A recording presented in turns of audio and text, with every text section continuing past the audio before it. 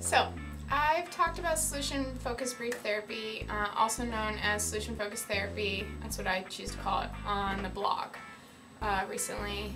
It's also been popping up in a lot of popular culture like 50 Shades of Grey, and it's become this therapy buzz concept at the moment. But it's been around for a while, and I know plenty of therapists who use it as a theory from which to conceptualize a client's issue. So I thought I would go over it today, because I know what a lot of what keeps people from trying out therapy is fear of the unknown. What will it look like? How painful will it be? Will it be awkward? Will my counselor ask me, how does that make you feel? And other such nonsense. So I figured a good way to answer some of these questions would be to explain some of the theoretical concepts that surround this approach and how you might see them in a therapy session. I thought I'd start with SFT because it is a relevant concept right now, and I personally integrated a fair amount in my own therapy sessions. I use techniques from the theory in my own work. So where should we start? Well, I'll start with what you need to know about solution-focused therapy. Obviously, it's sort of derived from the name. It's solution-focused. So a counselor and a client will look at what the client wants to achieve in therapy rather than structuring sessions around problems that have brought the client to therapy. And this way, I am very much a solution-focused therapist.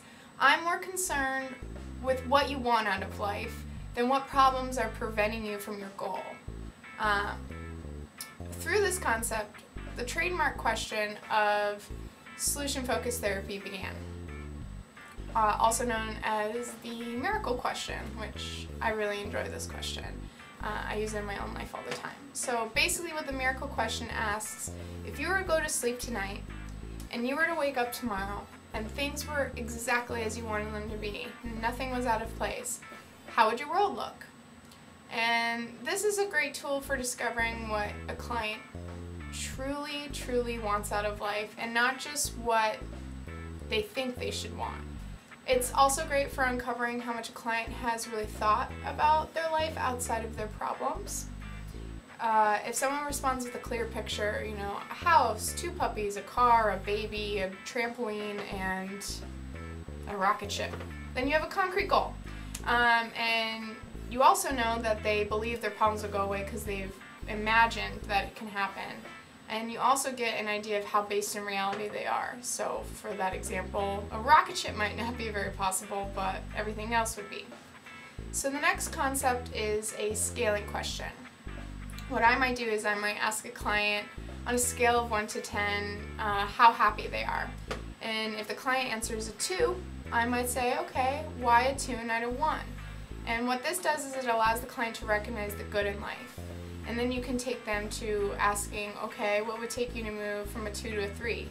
And what that does is it establishes goals, and then you go back to the miracle question. So you start making incremental goals towards the miracle question long-term goal. The next one, which is my favorite question, is the exception question. When we're in a rut in life, it's sometimes really difficult to believe that things will be different.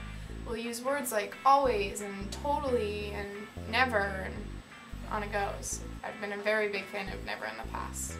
And because of this, I will hear a client saying it and I'll recognize it, and I will ask them the exception question, and I'll be like, tell me a time when things weren't this crappy.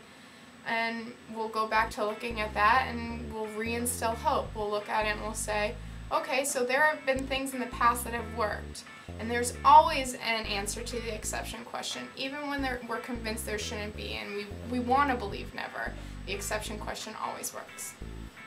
Another one, which I find in other theories, not just in solution-focused, used a little bit differently, but it's known as a coping question, sort of with an affirmation.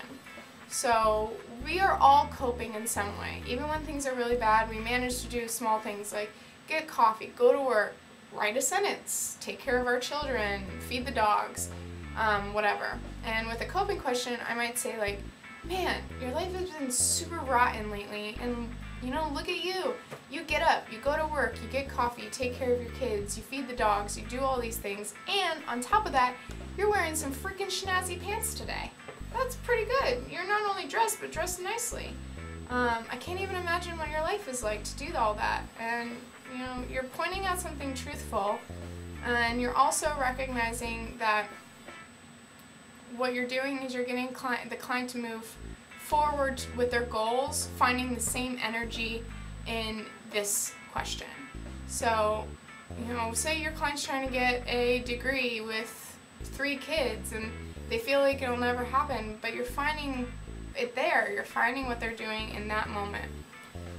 So the last one is a problem-free discussion. And this will talk about areas of the client's life that are problem-free. So think about any area of your life that's problem-free. I know there's one. And in there, you've developed tons of great ways for living your life. And, you know, say you're struggling to have a deeper friendship with your partner. And you look at your life and you see that you have all these other deep friendships with other people. Well, those are problem-free areas where you can take what you're doing in your problem-free areas and you can apply it to your friendship with your partner. You know, maybe in those problem-free areas you're more assertive, or you're more communicative, or you trust those people more. And whatever it is, we look at that and we go, okay, so how can we apply those things to your friendship with your partner? How can we make that a problem-free area as well? So, that's a quick and dirty rundown of all the techniques that you might find in a solution-focused therapy session. There's a lot of other stuff that we all incorporate. I don't really know anyone who's completely SFT. I personally am a cognitive behavioral therapist. While I like solution-focused techniques, I don't necessarily believe in the core concept of this theory. What I personally believe is if you don't know what your problems are and what got you into your problem situation, you're more likely to repeat them. With CBT, you discover your problems and you gain a deeper self-awareness. You hear your internal dialogue, which I think is always a better solution than just focusing on one area of your life to improve and anticipating that all other issues will magically resolve themselves. And that's my take on it anyway. I believe that with greater self-awareness, most problems can be solved. And a lot of people may disagree with me, but you know, that's what's great about counseling is you can find a counselor to suit your needs. If you want a solution-focused therapist, you could find one. If you want someone like me, which you probably should because I'm awesome, you should look for a CBT therapist. So basically what I want to do is I want to educate you to understand that there are counselors you should be looking for out there, and there's a way to make therapy not seem so overwhelming and intimidating. And looking for a therapist should be as easy as looking for a doctor or a dentist. Plain and simple. So, I hope you feel more educated today, now that you know the secrets behind mind hacking. Try not to analyze every question your therapist asks you now or in the future, and really just enjoy figuring out the answers on your own, because that's really what's great about therapy, is you get to know yourself better.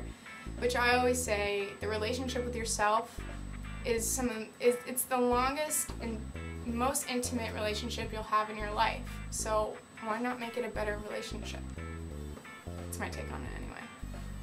Have a great day.